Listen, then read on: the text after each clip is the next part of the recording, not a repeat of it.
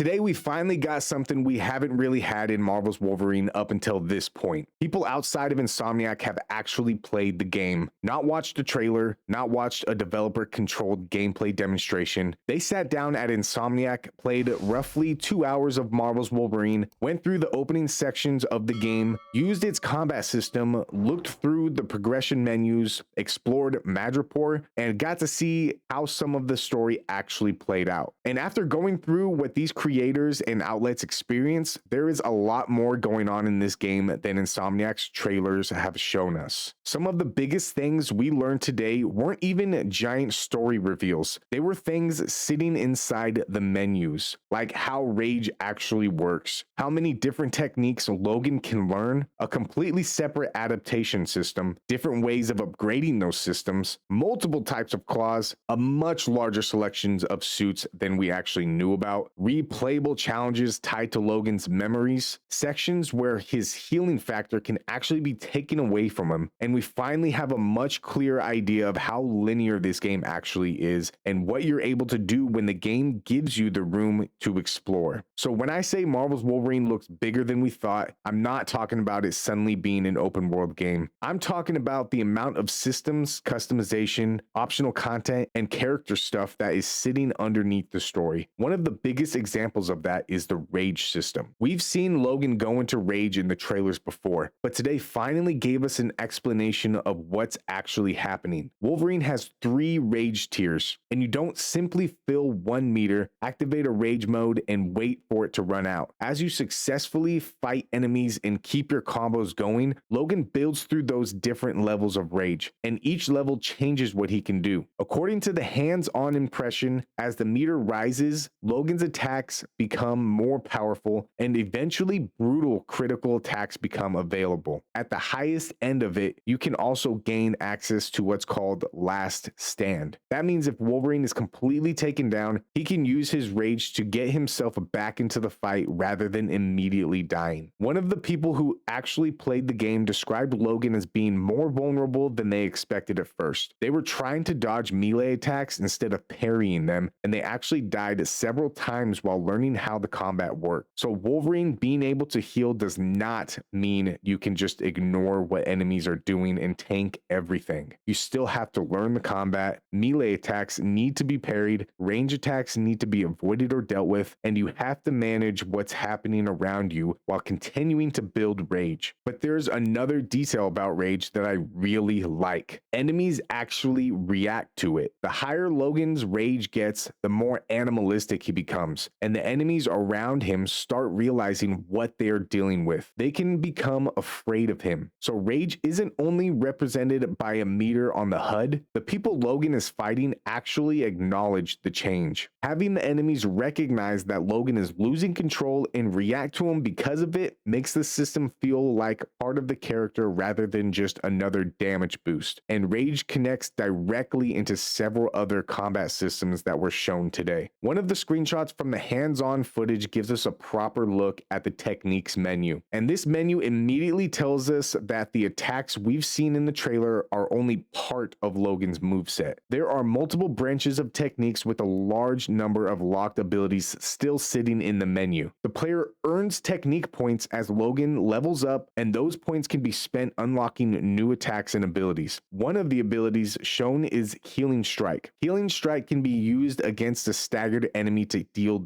heavy damage while restoring some of Logan's health. It can also be used to end a barrage, so even Logan's healing factor is incorporated into moves you can deliberately use during combat. Another technique mentioned during the hands-on session is Tornado Spin, a very classic move that we've seen from Origins, which can be used when Logan gets surrounded by a group of enemies. And there's also Knee Breaker, which can interrupt enemy attacks. That starts giving us a better picture of how the combat is structured. You're not unlocking one giant skill tree where everything eventually becomes active. You're getting techniques with specific uses, and according to the footage and impressions, you can swap some of these abilities in and out. So depending on what you're doing or what boss fight you're in, you can change which attacks you have available. And techniques are only one half of the progression we saw, because there's an entirely separate menu for adaptations. Adaptations are different from techniques. Instead of giving Logan a another attack to perform, adaptations modify the systems he already has. The menu we saw uses different strands that can be equipped, and Logan can simply have every adaptation active at the same time. One of the adaptations shown is called Barrage Recharge. Its description says that using Barrage causes the special technique assigned to that input to recharge faster. Another adaptation mentioned in the hands-on coverage changes how Rage is built while Logan is sprinting and dealing with ranged attacks. So now there are two progression layers working together. Techniques determine some of the actual moves Logan has available. Adaptations change how those moves and his other systems behave. And looking at the adaptation screen, there are a lot of locked slots. We don't know what all of them do yet, but what we do know is this is not a menu with 3 upgrades that you finish during the first couple of hours. There are multiple paths here. There are adaptation levels, there are adaptation points, there are different strands, and you have to choose what you actually want equipped.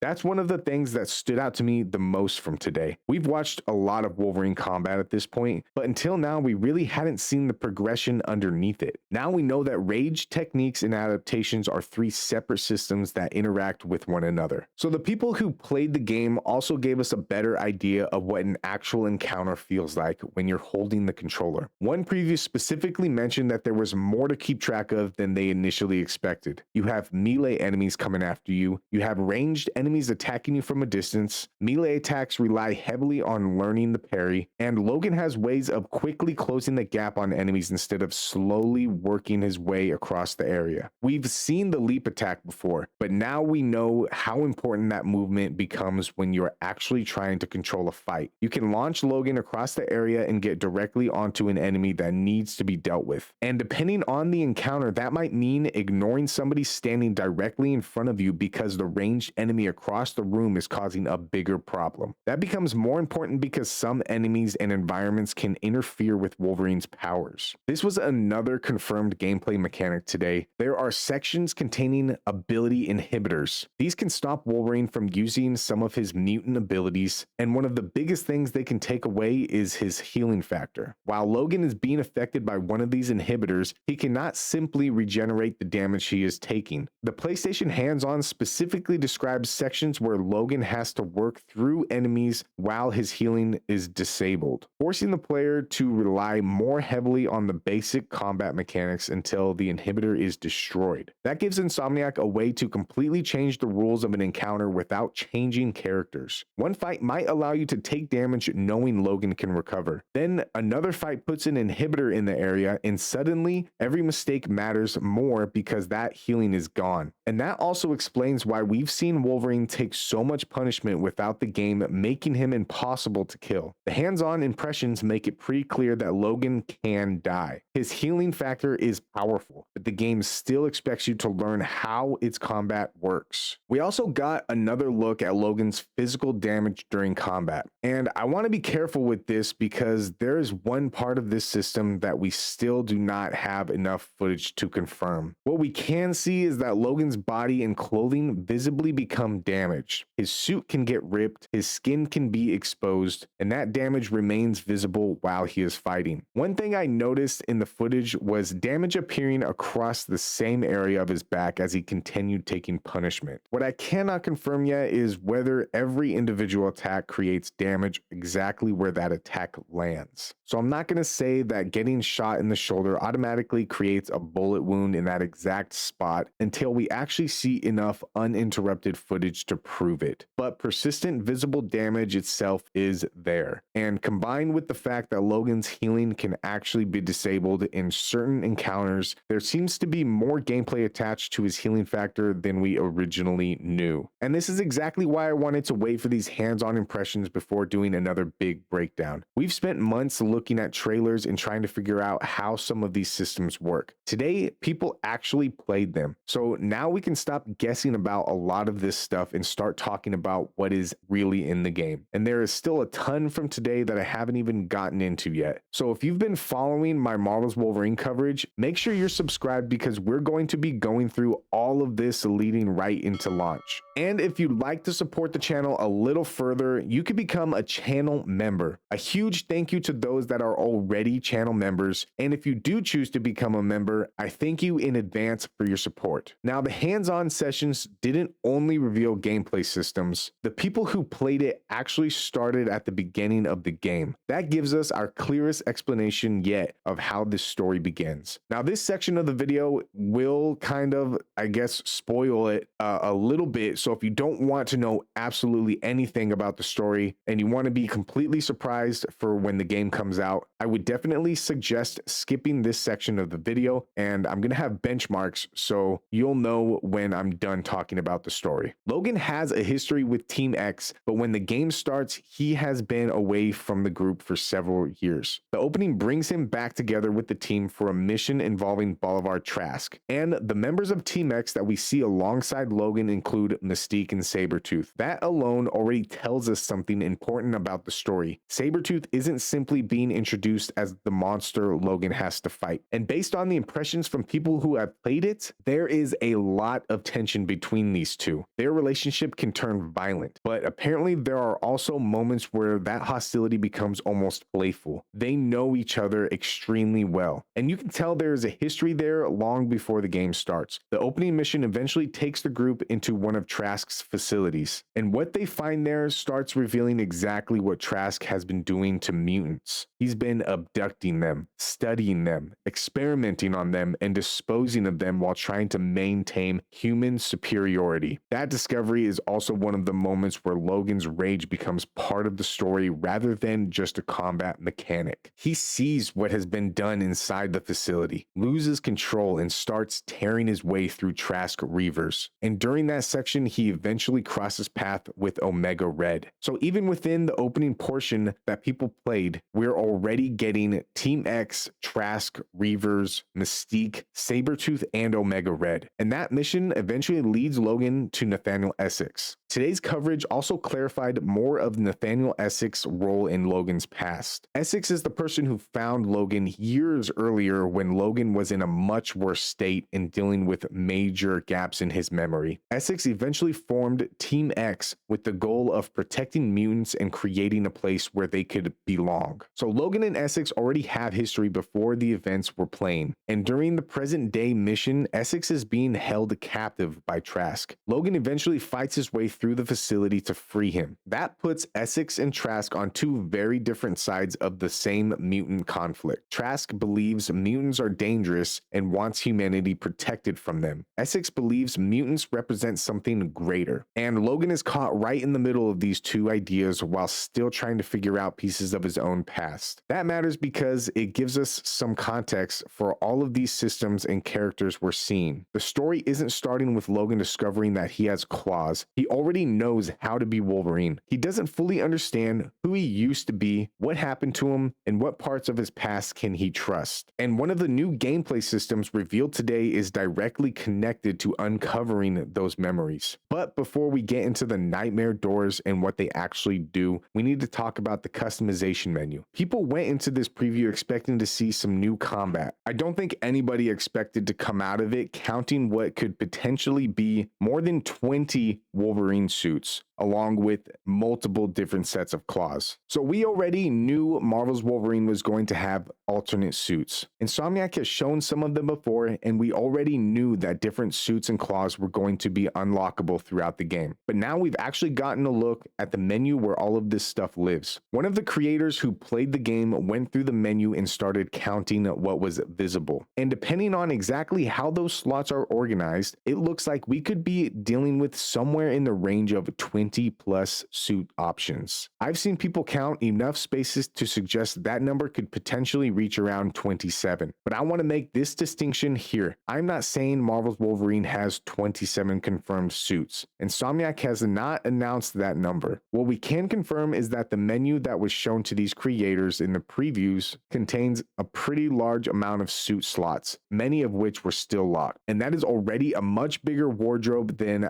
I think anybody was expecting this game game to have. The people playing were able to actually change Logan's appearance while exploring, stating that we can change the suits whenever we want. So far, the confirmed suits that I have heard so far are the undershirt and jeans look, the Weapon X with the helmet, the blue and yellow suit, the Deadpool and Wolverine movie adaptation, the Ultimate Wolverine look, the Days of Future Past suit, and the Fang comic book suit. And across everything Insomniac has revealed up to this point, we already know there are several other Wolverine designs that can be unlocked. Something else that came out of the preview is that some suits appear to have options involving the cowl or mask. So it isn't necessarily just choosing an outfit and being done. There are additional appearance options attached to at least some of them. And another detail people were able to confirm is that the suit you choose actually carries over into cinematics. That's a small thing, but I know there are going to be people who care about that. Then right next to the suits is something we haven't really had in a Wolverine game before. You can change the claws themselves, and the claws are completely separate from the suits. So you're not picking one Wolverine costume and being forced to use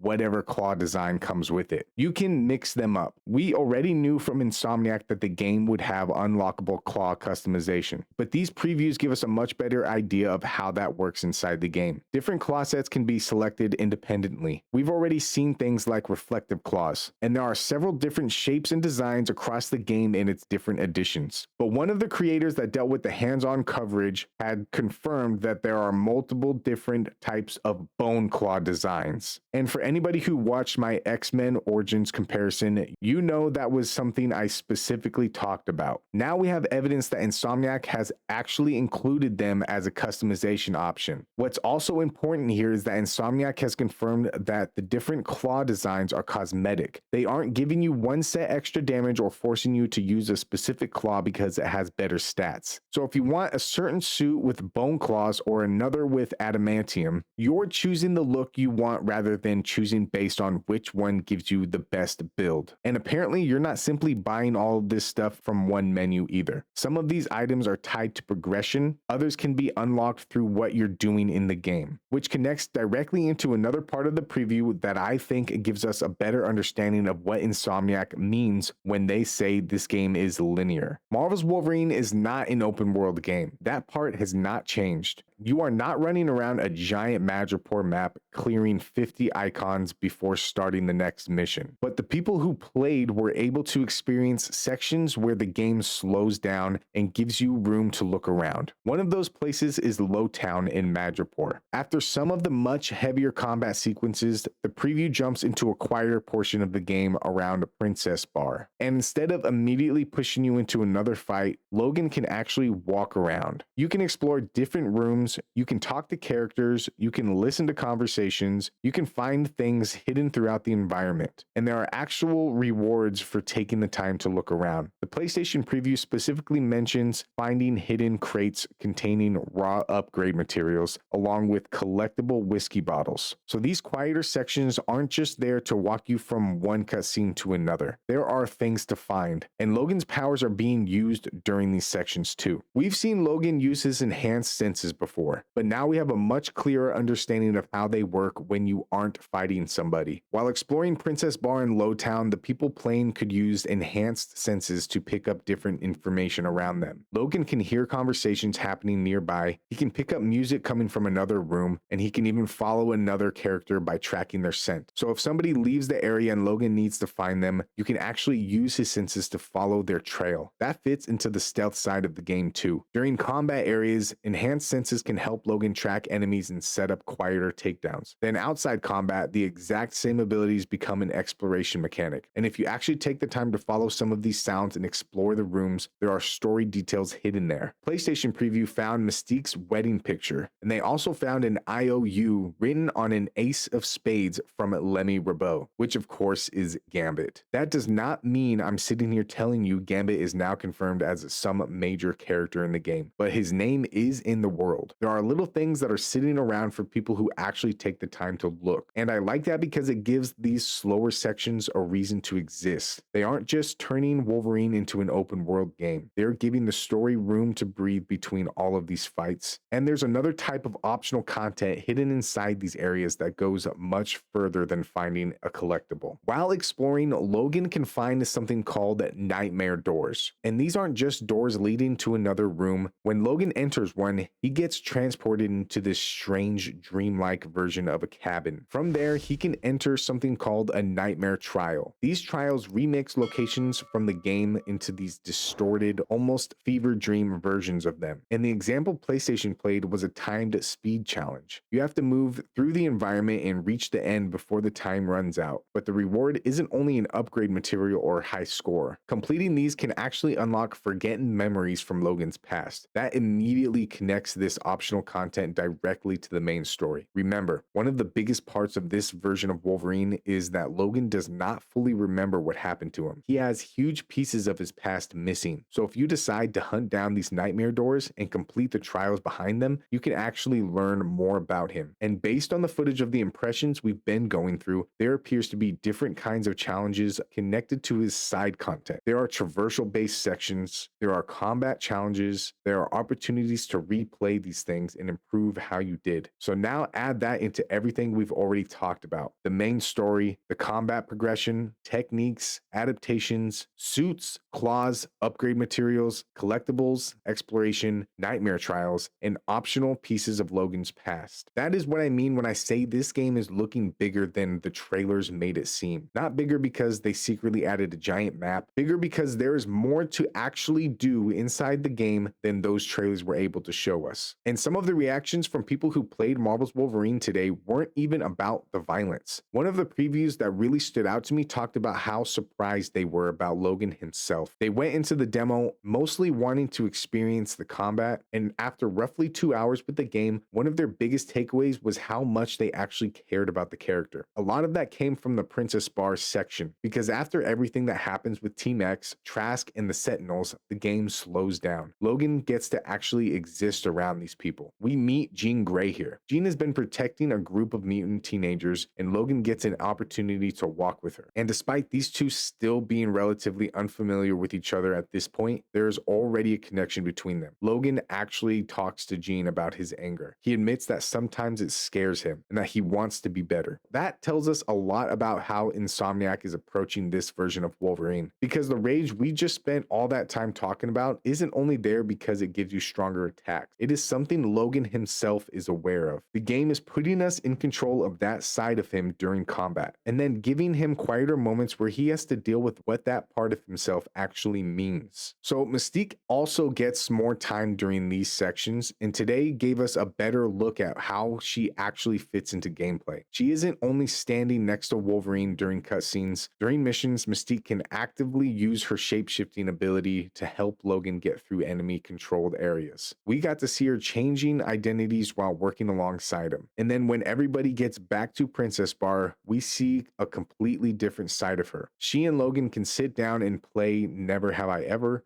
It's just a conversation. There's no giant boss fight happening. Nobody is getting cut in half. It gives Mystique a chance to stop being the person who is constantly focused on the mission and actually talk to Logan as somebody who knows him. The PlayStation hands-on describes it as a friendly but vulnerable conversation where Mystique encourages Logan to be himself. And that seems to be one of the bigger themes running through these opening hours. Who is Logan when he isn't being used as a weapon? Sabretooth is another character we learned a lot about today, because if you only watched the trailers, you could easily assume Victor is here because eventually Wolverine needs somebody big and violent to fight. And yeah, these two clearly have problems. Sabretooth spends a good amount of time antagonizing Logan. He calls him Runt. There's tension between them. There are moments where that tension can become physical, but the people playing the game also notice that their relationship isn't simply hatred. There are moments where it almost becomes playful. There's history between them. And we now know that some of Victor's anger comes from the fact that Logan left Team X. Sabretooth feels like Logan abandoned the group. That adds something to every argument they have. Victor isn't meeting Wolverine for the first time. These are two people who have already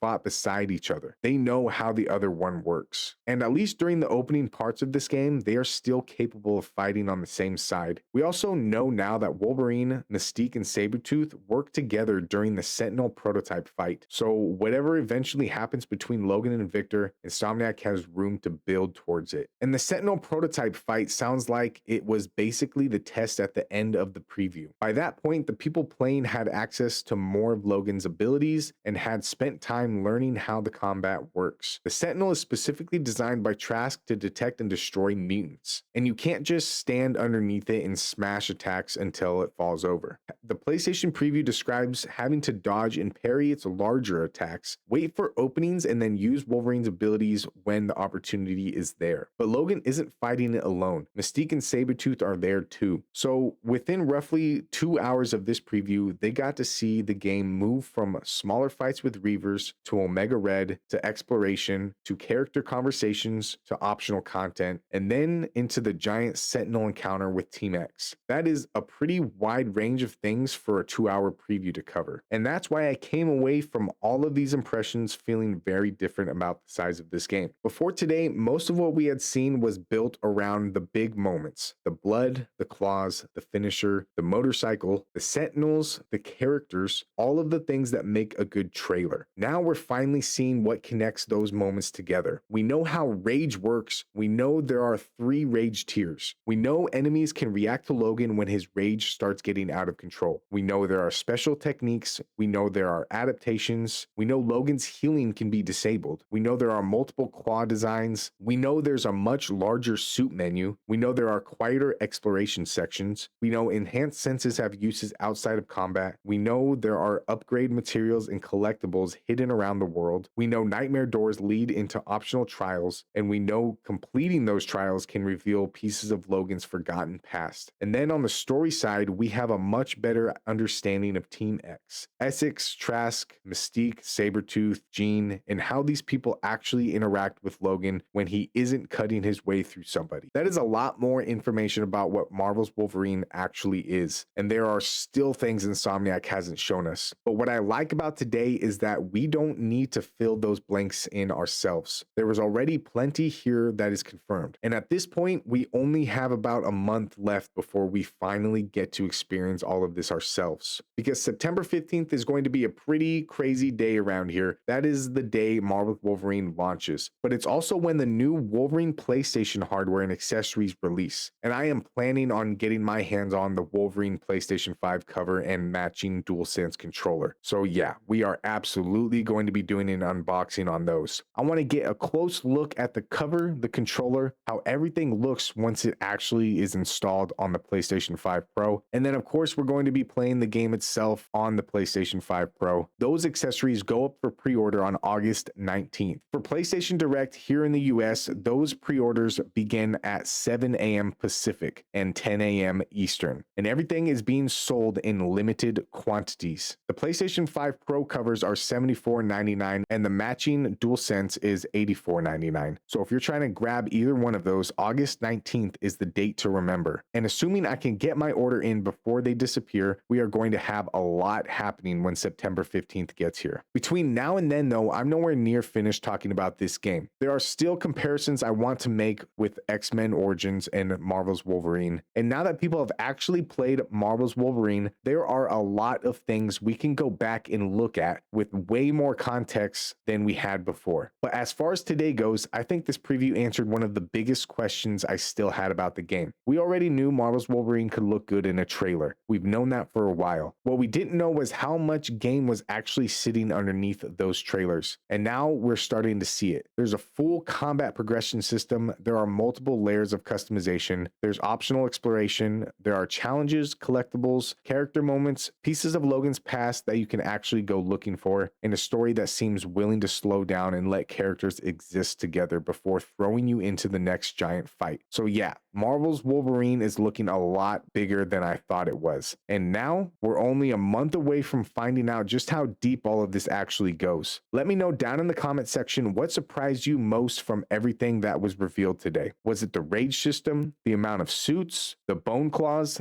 the nightmare doors, or something completely different? I absolutely appreciate your guys' time. Please take the time to hype up the channel, hit the like button, comment your thoughts down below, subscribe if you're not subscribed, and share my content with so many I think will enjoy it. I hope you guys enjoyed the video, and I hope you guys have a good day, a good night, and a good morning wherever you're at, and I'll see you in the next one.